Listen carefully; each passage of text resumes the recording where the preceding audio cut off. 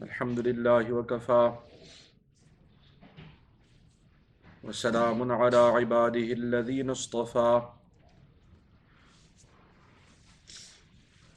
أما بعد فأعوذ بالله من الشيطان الرجيم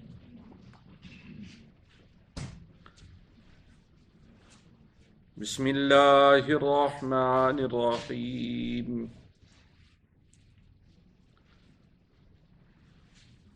وإذ ابتلى إبراهيم ربه بكلمات فأتمهن قال إني جاعلك للناس إماما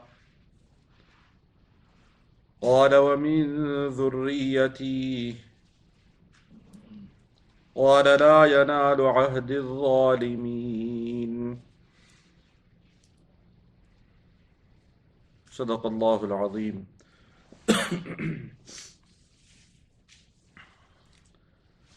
Ayat number 124 of Surat al-Baqarah, the qissa and story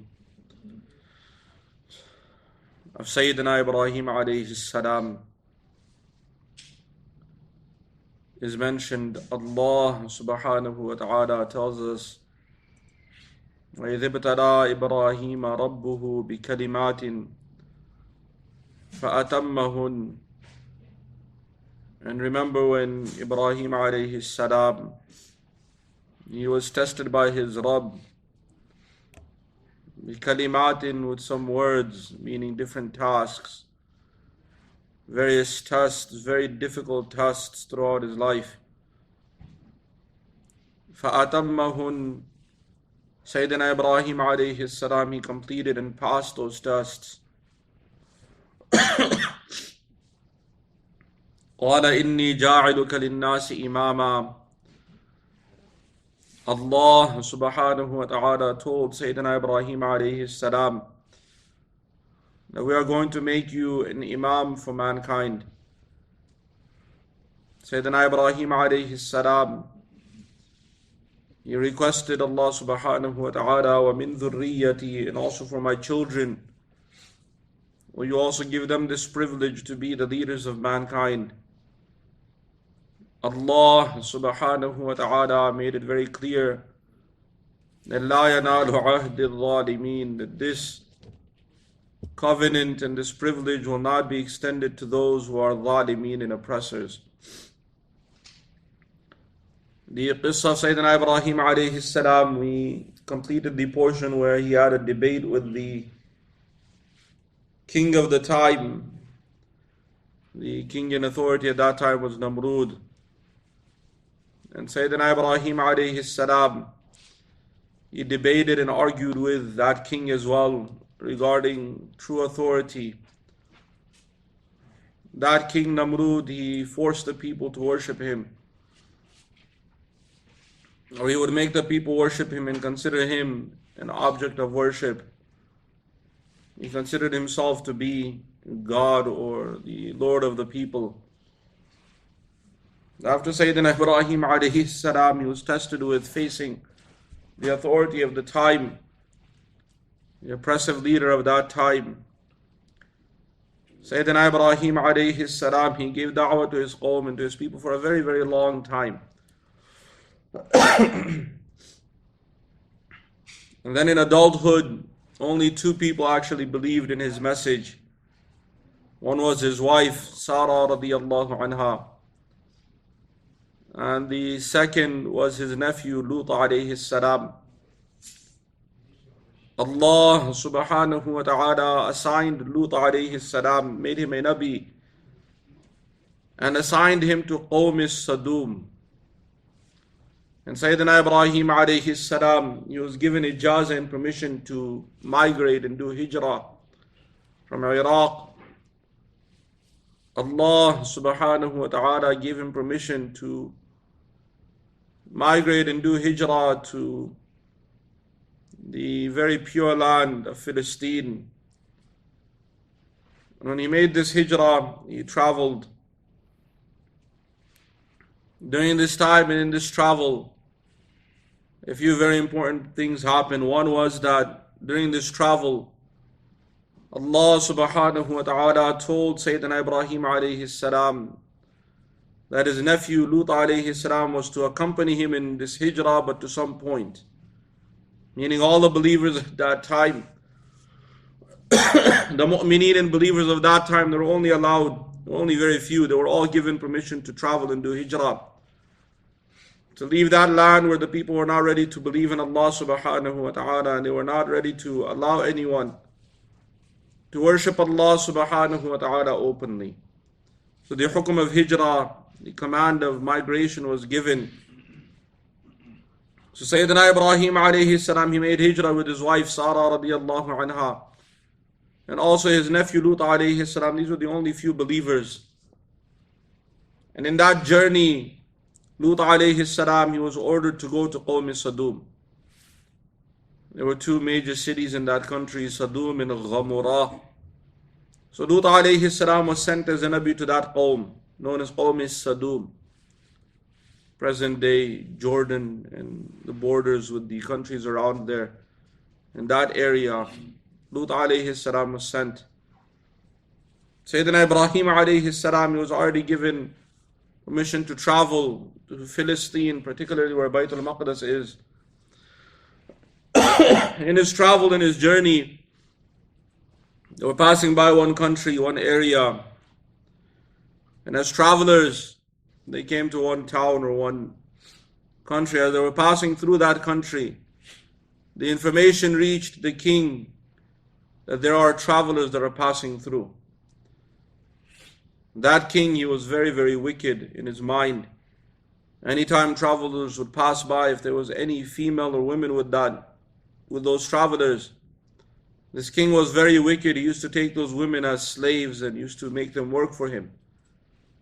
And this was the kind of dhulm he was doing. So as they were traveling, this information reached that king that there are these two people traveling. And one is a man, another is a woman. They're traveling through our country. So the king ordered his soldiers to bring the man, Sayyidina Ibrahim alayhi salam. So first they arrested both of them. And they presented Sayyidina Ibrahim alayhi salam in front of the king. This king used to have a system that if a man and a woman were traveling, if they were brother and sister, if they were siblings, or they were family members, very closely related, so he would not take the woman.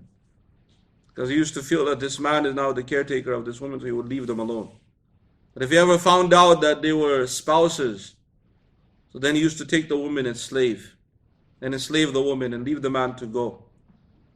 Allah subhanahu wa ta'ala gave wahyu to Sayyidina Ibrahim alayhi salam that this is the nature of this king, and you are a believer. Your wife Sarah radiallahu anha, she's a believer. You are believers.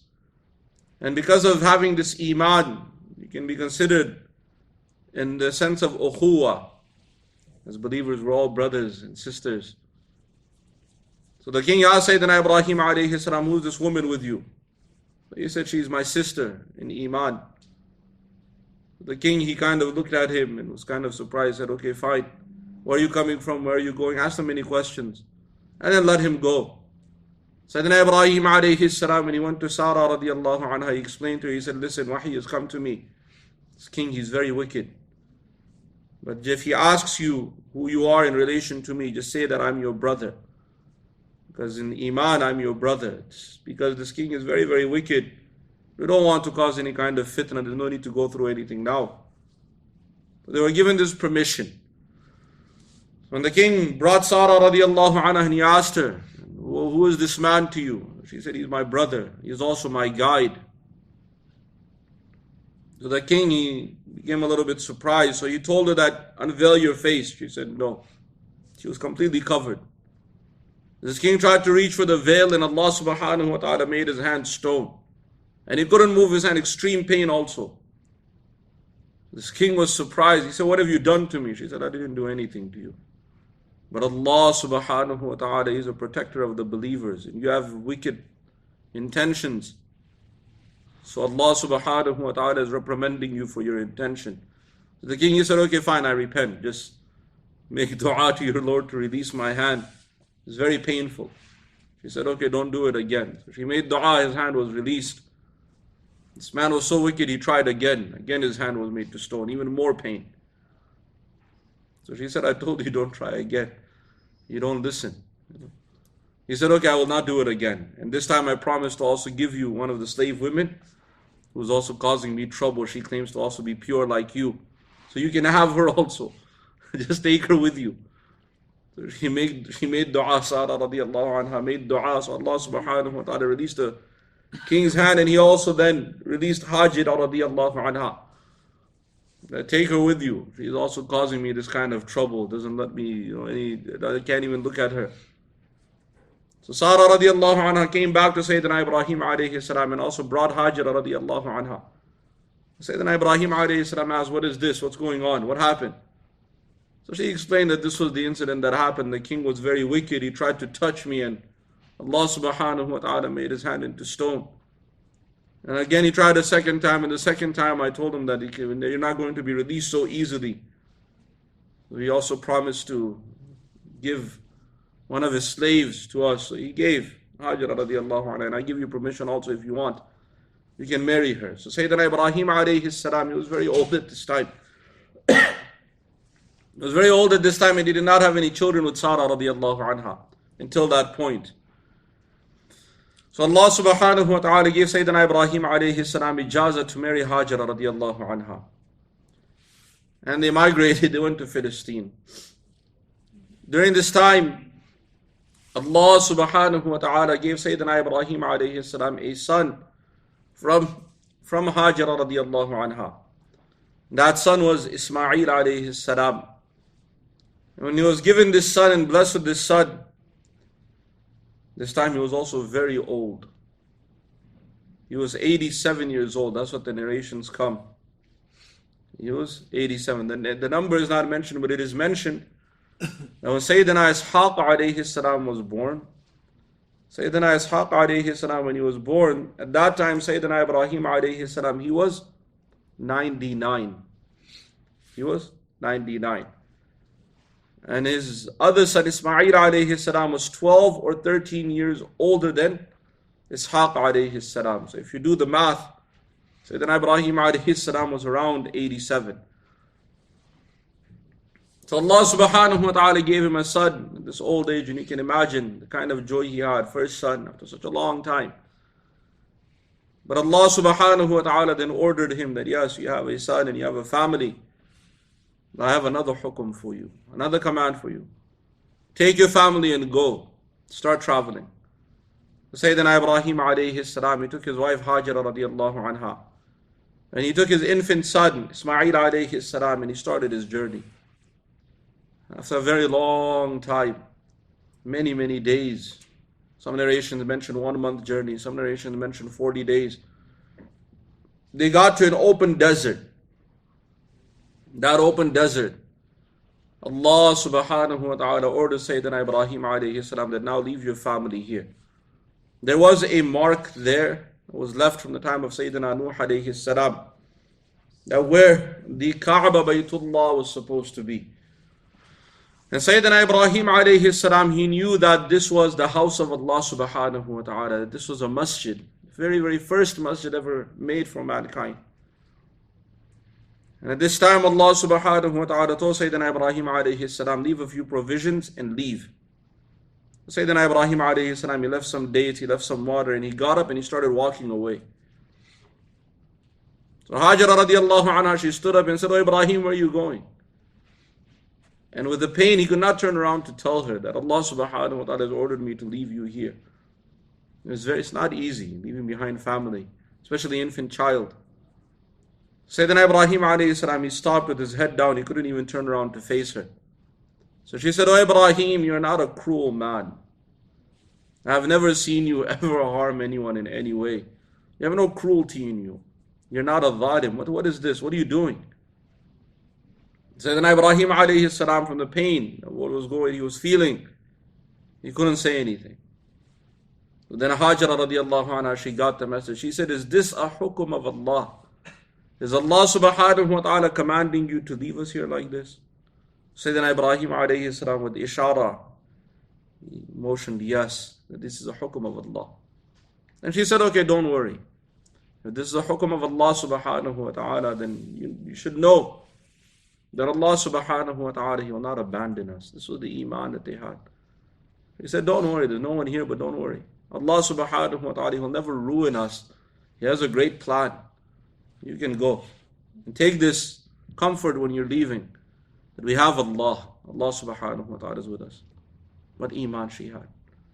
Sayyidina Ibrahim alayhi salam, as he was leaving, he got to the mountains, the hills in that area, and at that time he raised his hands and he made dua. That dua is mentioned in Surah Ibrahim. Allah subhanahu wa ta'ala tells us that he made dua.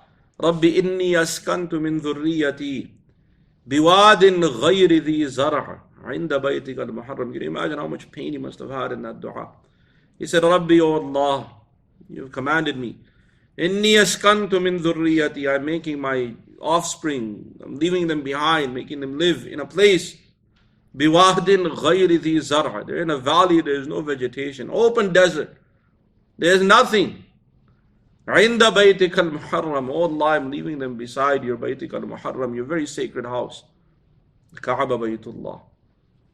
For what reason? Why am I leaving them there? Ya Allah, Rabbana liyuqimu as-salah. Oh Allah, I'm leaving them there so that they establish salah. And if this is the case, فَجْعَلْ أَفْئِدَةً مِّنَ النَّاسِ. Oh Allah, you turn the hearts of mankind to them. Make the people crowd to them. فَجْعَلْ أَفْئِدَةً مِّنَ النَّاسِ تَهْوِي إِلَيْهِمْ وَارْزُقْهُمْ مِنَ الثَّمَرَاتِ. And oh Allah, you give them sustenance from the fruits. لَعَلَّهُمْ يَشْكُرُونَ. That they may be grateful to you. What a dua he made. And there's very, very, very deep lesson for us believers in this dua. And in this action of Sayyidina Ibrahim alayhi salam, and obviously he passed the test. Very, very difficult test, but he passed. And the lesson in this is that whenever you move somewhere, first and foremost, look for a masjid. If there's no masjid, be careful. Number one. Number two, also if you find a masjid, and you find a community that is attending the masajid, then move there. Make sacrifice. And your sacrifice should be as close to the masjid, even if that masjid is in the middle of nowhere. Move there. Especially if there is a community. If there are righteous people. There may not be many. Don't go look for crowds, especially in this time and era. You may not find crowds, but look for those masajid where the people are attending the masjid. And they're regular. At least you have the 5 times daily salah. Move as close to that masjid as you can. Not one first thing. Second thing, move with the niyyah that your children also attend that masjid. Bring them to the masjid, especially when they're of age. Don't bring them when they're young. They're 2 years old, 3 years old, running around. The salah is not fard for them. Masjid is a place of salah. Bring them when the salah they need to start performing salah. The hadith of specifically, the words of Rasulullah sallallahu alayhi wa sallam are very specific about numbers of age. Muru awladakum bis salah wa hum sab'un. And command your children to establish salah when they're 7 years old.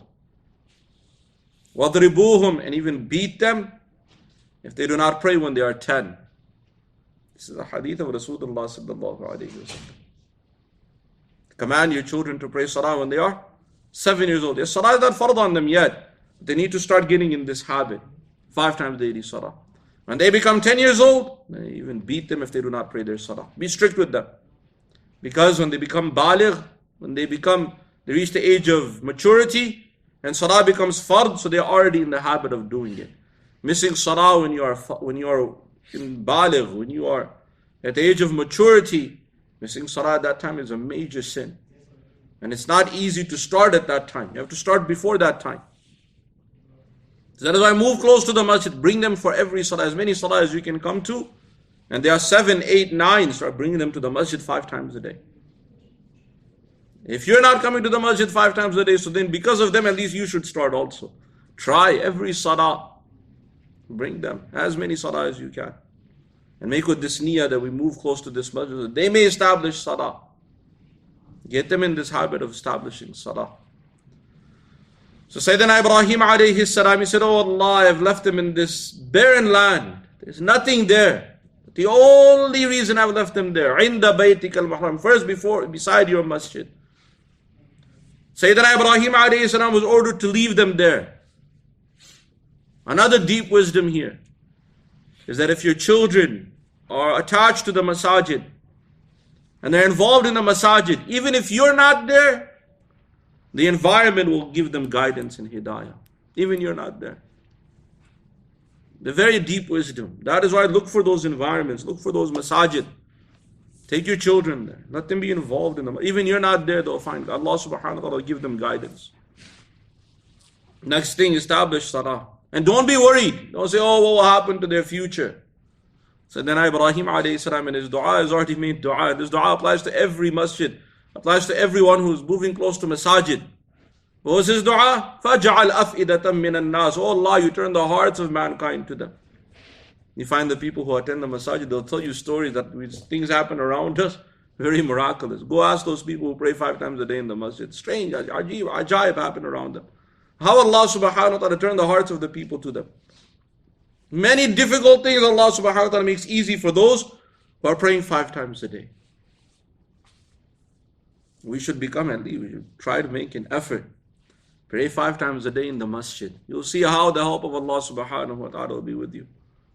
We have heard many incidents of people who pray 5 times a day. They make utmost effort to be in the masjid. And how Allah subhanahu wa ta'ala opens doors for them. Many difficult things become easy. And sometimes people go through difficulty, then they start praying 5 times a day in the masjid. And even then the barakat come, and those difficulties are removed. There's how much barakah, how many blessings the masajid have. Get in the habit of praying in the masjid as much as you can. Make it a point to try and make it. Doesn't matter what. If you make it a point, then you see how the help of Allah subhanahu wa ta'ala will always be with you. So first, فَجْعَلْ أَفْئِدَةً مِّنَ النَّاسِ. Oh Allah, you turn the hearts of people to them. You find in many countries, when the people are attending the masajid, even the government officials don't bother them. These people, they're not worth being bothered. They're not dangerous. Yes, in some other countries, the government is crazy. In some of those other countries, so they go after them also. That's a different story. But in general, they know that those who are attending a masajid, highly unlikely you'll find that they'll go astray. It doesn't happen. It's rare. Allah subhanahu wa ta'ala protects them. First. Second, وَرْزُقُهُمْ مِنَ الثَّمَرَاتِ. Oh Allah, you sustain them with thamarat, with fruits. And we have found, this is a promise of Allah subhanahu wa ta'ala for those who take care of their salah in the masjid, salawat in the masjid. When they make their effort, Allah subhanahu wa ta'ala opens the doors of sustenance for them. And amazing things happen. The person may have one job, there are 10 other companies that want him. And there's some go ask them. Surprising things happen to them. Getting offers from everywhere. Others are doing business, and one client leaves them, Allah subhanahu wa ta'ala lines up 10 more. There's the barakah salah, the barakah that the masajid have. Allah subhanahu wa ta'ala has promised sustenance, and promised barakah in sustenance also. And that barakah doesn't come just like that. Go to the masajid, attend the masajid, you'll see how much barakah you will have in your life. That's just in this world. Of course, the barakat of the akhirah and the ajr of the akhirah hasn't gone somewhere. The ajr of the akhirah is far more. Allah subhanahu wa ta'ala mentions this in this place in Surah Ibrahim. The dua of Sayyidina Ibrahim alayhi salam. This we've seen, we have experienced in many cases. Even just come to comment, somebody loses their job, what happened? They start praying in the masjid 5 times a day. They want their dua to be accepted. We naturally know this. And Allah subhanahu wa ta'ala, He opens the doors. He puts barakat in their lives. But this should not be our case, that even when we're enjoying the blessings of Allah subhanahu wa ta'ala, make it a point. Any masjid, not just one masjid, anywhere you are, time of salah comes, first look for the masjid. Where is the masjid? Try and pray salah in the masajid. You'll see the barakat in your life. So this was another very great test for Sayyidina Ibrahim alayhi salam. To leave his family in the middle of nowhere. But there was a great lesson in this for all of us believers. Then move your family as close to the masjid as you can. Be walking distance from the masjid if you can. That's how close you should be. Yes, we hear the hadith of the rewards of taking steps The more steps you take to the masjid, the more rewards you get. There's a particular reason for that hadith, where some Sahaba came from a little bit distance, they were from another tribe. And if you understand the tribal system, so there were some tribes who were not very comfortable with another tribe moving in their backyard. There's a whole system to that. We're not going to go into those details. In this time and age, when there is so much fitna around us, so much evil around us, be so close to the masjid, you don't have an excuse not to go. Literally, just step out of the house and you'll be there in no time. Be that close to the masjid, and you'll see how much barakat you have in your lives.